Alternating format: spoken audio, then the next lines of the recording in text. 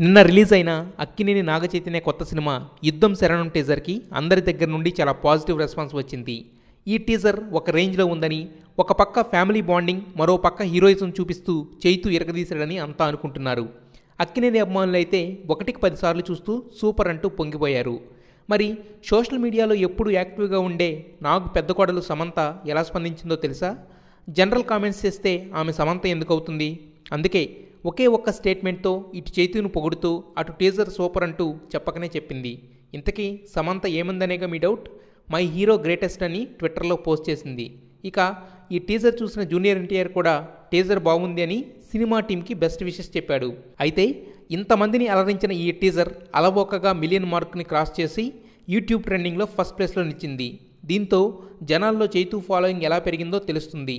చైతు సినిమాకి ఈ స్థాయిలో రెస్పాన్స్ రావడం కూడా ఇదే ఫస్ట్ టైం. అందుకే చైతు ఈ సినిమాతో హ్యాట్రిక్ హిట్ కొట్టడం ఖాయం అంటూ కాల్ ఎగరేస్తున్నారు Akkineni fans. Please subscribe. Filmy events. Filmy event. Filmy events. Filmy events. Filmy events.